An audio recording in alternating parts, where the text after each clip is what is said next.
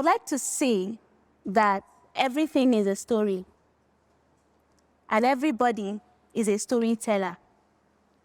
This event that we are at today, all of us have had stories come out of it. Whatever we experience today is a story. All of our lives are stories. And what we choose to do with it will determine how those stories are going to shape our lives. I'm going to start by telling you a story. But before then, I'm going to say that we are all artists.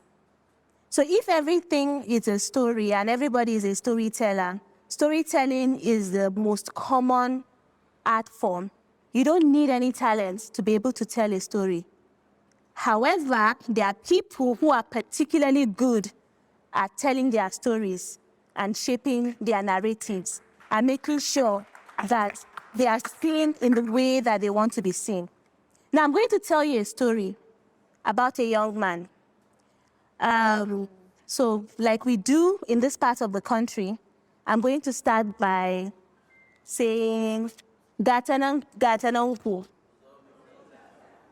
There's this young man. He lives in a community, in a rural community in Abuja. The name of his community is Ijabisa. The man is a farmer. He farms yams, corn, and a lot of other things, egusi. He lives with his father and his mother, and he dreams of getting his own farm, because he currently farms with his parents, getting his own farm, marrying a wife, having children of his own, and probably having children who would proceed to become, anything they want to become in life. Because he's a farmer, he didn't get the chance to get an education. He saw this beautiful young lady in his community, and he has been having his eye on her. He wants to marry her. However, the first time he started talking to her about marriage, this young lady told him that she doesn't want to marry him. She's not going to marry from this community. The young man decided, to let his heart heal, and then he would try again. He tried 2 other young ladies from his community. Both young ladies refused to marry him. He now decided to go outside of his community to get a wife. When he left his community, he met a lot of other young women, and things were going great, because he's a prosperous farmer. He has a lot of money. He can spend. He can do a lot of things for this young lady. He's thoughtful. He's kind. He's hardworking. He's not bad to look at. But whenever he approaches any young lady with the talk of marriage, they always say no. No, they cannot marry somebody from Ijabisa community. He came back and he spoke to his father about, his challenges. He has been unable to get a life partner. And his father tells him that, do you know why I still have a wife? Can you not see what everybody is going through? Even his uncles who have married, their wives have run away. So he was wondering, what is the big deal? Why is it that nobody wants to marry from my community? And then his answer came to him. They don't have water in their community. The women are afraid of getting married and coming to spend the rest of their lives fetching water. And that was why he didn't want to, nobody wants to marry him. And this is a real story, by the way. Even his father told him that, he had to wake up in the morning with his bike, go and fetch water from a closer community to come back. That was the only condition of getting his wife to remain in the community. Girls in the community only aspire to marry outside of the community because they don't want to, spend their lives looking for water, fetching water, carrying water. This is a community that I and my team have worked in, for a very long time. On this day, we were actually doing media advocacy on the issues around water in a community close to Ijabisa, Ijiko community. And in this community, we had worked with the women in the community. They had told us their stories of, economic impacts of access to water to their community. They spend most of their time fetching water, time that they could use, doing productive economic activities. So many things. They showed us their children with, all the bad skin diseases because of the kind of water that they have access to. And we had used these stories to get them water in their community. However, this neighboring community where this young man resides, Ijabisa, when we heard his story, it was very interesting for us, and a lot of the other young men and also older men from the community backed up the story.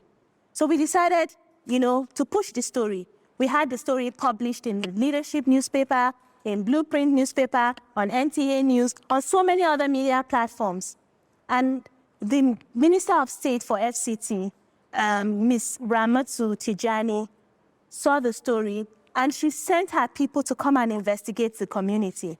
And because of this young man's story and this other man's story in the community, this community now have access to water.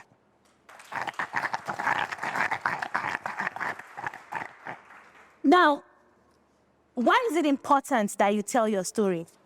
Because number one, if you don't tell your story, somebody else is going to tell your story for you, and you might not like what you hear. Two, you might decide, it's perfectly okay. A lot of us want to keep our stories. We don't have to tell our stories. However, we shouldn't also be disturbed when we see that nothing changes in our lives. Over time, I have seen a lot of things change. This same Ijabisa community and all other communities around it, they don't have access to school. The young ladies and boys from the community, this community is in Buari, Abuja. People from that community have to trek all the way to Niger State to get an education every single day. What we did with these young girls was we decided to tell them to tell us about their experiences trekking across 2 states just to get an education, from Abuja to Niger State, every single day. And these young ladies, they talked about, the stress of walking all the way every day from morning to get to school. And by the time they get to school, they're just tired, they just want to sleep because it's an almost 2-hour trek. By the time they get to school, they don't get as much quality education as other people that did not have to trek far. When it rains, they don't go to school. When they're on their period, they don't go to school. When they go to school, sometimes they get attacked, they get raped on the way to school. This story was shared all over, and a lot of people became interested in the story. And the community came together, taking their stories. Because when we collect these stories, we give it to them in the form of a documentary. And we show them, we build their capacity on media advocacy and work with them towards identifying who are the relevant people that they can work together with to solve this problem. Now, this community, they took these stories to the local government chairman. The local government chairman even shed tears. He joined the advocacy team. They went to the Universal Basic Education Board. Now this community is getting a school. Another community in Gwagwalada Area Council, the same thing happened. It was the same project we were implementing, but this time around, we decided to focus on younger children. When we talked to the younger children, they told us about how going to school, because it's an urban poor community, so there's a lot of traffic where they have to trek to go to school. So there's a lot of accidents that happen on the way. It's very dangerous for them, and their parents are worried. But even the parents, because they have the community, they went through the same thing. Be like, okay, I went through the same thing, so my children too are going through the same thing. It doesn't really register the implication. So by the time they saw the children talking about it, this young boy was talking about, having an accident and seeing his classmate die in front of him on their way to school, and they started crying. The parents of the boy also joined, just started crying. The father wasn't even part of the community activity. That's one of the communities that, the father was already, fatigued with NGO activity, so he didn't want to be part of it. But by the time he saw his son's story, and the son was crying, saying, because I trekked to school, and this happened, the father just became a full member of the team. And in fact, the parents from that community, they took the lead of the project, collected the project from us. They're the ones that would call us, hello, we are going to so place to go and push for this. As I'm talking to you now, the people from that community, using their stories, they have gotten a primary healthcare center. This is something they did not have in their community before. They have gotten a secondary school. They invited us in November. In fact, we went to the secondary school in November. They have a beautiful secondary school. All of their children are now in the school. They have gotten access to road. They have gotten so many things, and they are just hungry for more. Why? Because they have seen the advantages of, sharing their stories and making sure that those stories are heard. Now, even the people on the other end, the duty bearers, they like to complain that Nigerians are always complaining, and there's a lot of, complaints about we don't have this, we don't have that. But by the time you bring real stories to them, I've seen it several times. The day we went to UBEB community with people of Paso community, to UBEB in Abuja, first of all, there was a lot of bullying. Even when they were saying, they need, where is our leader? They want to see our leader. Who is the leader? And then I came and they were shouting and saying, we did not follow protocol, we don't have respect, things like that. And by the time everybody settled down and sat down and watched the story, the most aggressive member of the team was the one that was crying through the film, especially when the boys were talking about it. Now, using storytelling to bring about change is something that I'm very passionate about, because I like simplicity and I like productivity. I like to be productive. I like to use simplicity to achieve results. And I've seen it work over and over and over again. A lot of times, even on the internet, everywhere you go, you see a lot of people, with very opinionated people, talking about the problems that they have, or talking about their opinions, and other opinionated people are there, and there's a lot of arguments. So what you had is a lot of debate without actually getting to the root of the matter.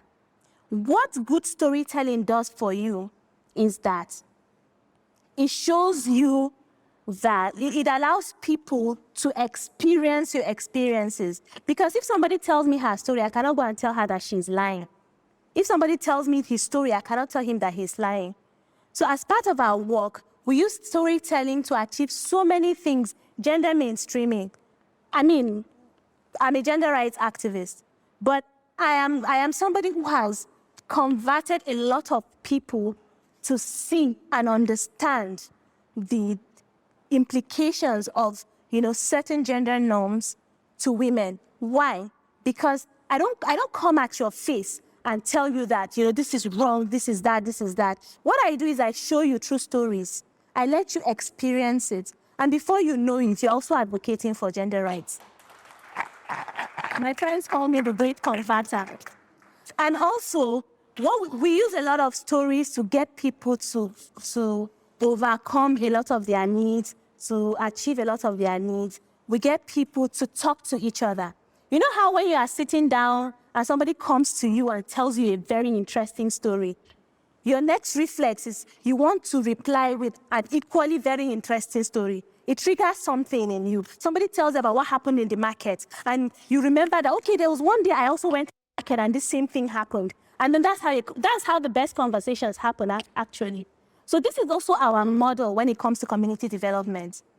We take stories from, let's say, for instance, the Niger Delta. There's this film we use, Daughters of the Niger Delta. It's the stories of experiences of women, gender norms and experiences of women in communities. We take these stories to communities in the north. When we share the stories, people from the north want to share their own stories, and then they tend to understand, the perspective of the people from the south.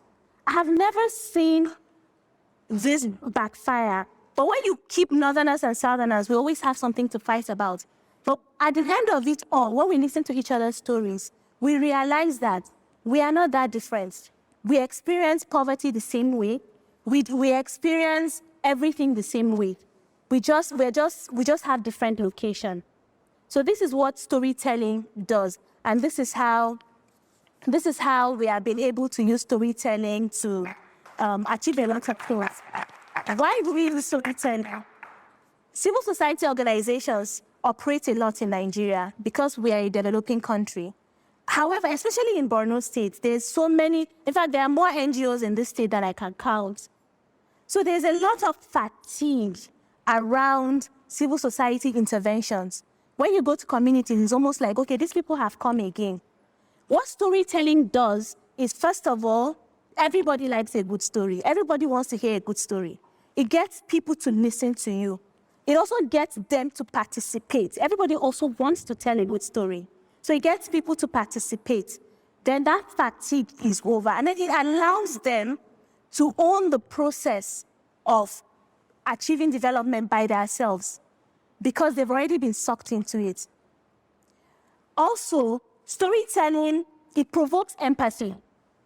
So duty bearers, when you go to the House of Reps or the directors or whoever is in charge of anything, and you tell them that, 50 people died and so blah, blah, blah, it's like statistics. I mean, we have reached a point where we are kind of indifferent to numbers and things. But when you give the story of one woman who has lost all of her sons, and, she's struggling because she dedicated her life raising her sons, and she has lost all of her sons, and because of that, this and this and this happened. When you pull people into the story, even if it's one story, you get more empathy, you get more understanding and more willingness for people to also be part of it. It also brings about dialogue as opposed to debate. Because when I tell you my story, you tell me your story.